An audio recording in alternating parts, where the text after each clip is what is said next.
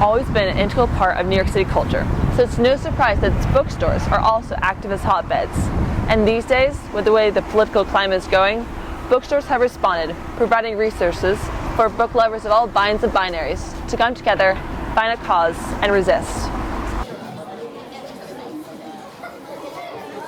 The main reason, of course, you visit a bookstore is to find a book.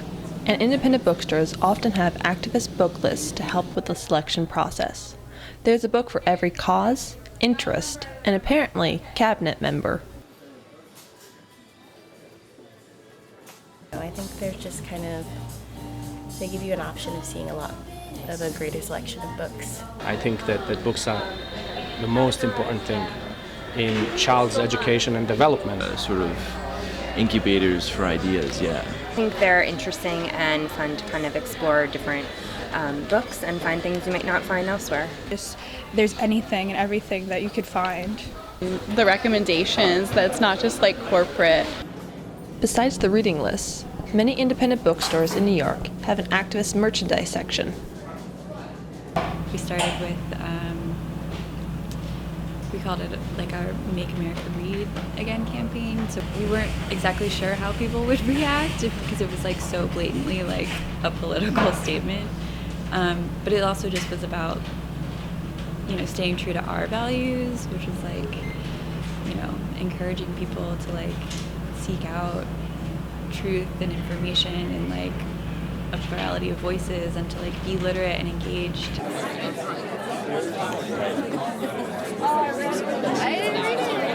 Another way to find fellow like-minded people is to attend bookstore events, held throughout the week with various topics of interest, ranging from women's rights.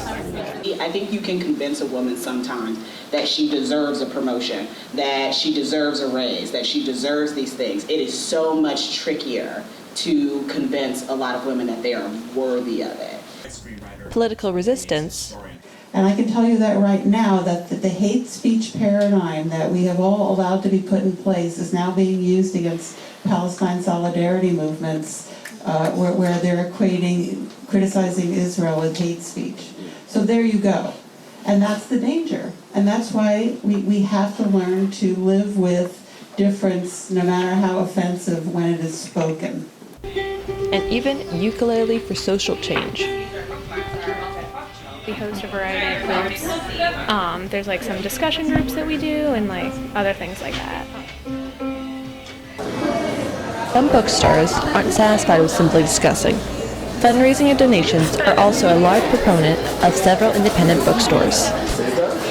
Housing Works, they benefit a good cause for AIDS prevention and help in housing with the city. It has a mission, because that's always a double thing. If like you go there and then you feel good about going there, double win.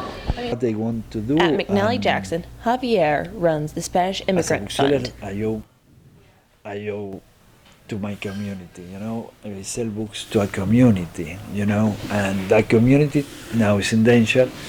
I think it's a moral mandate to help them, and we are giving them money.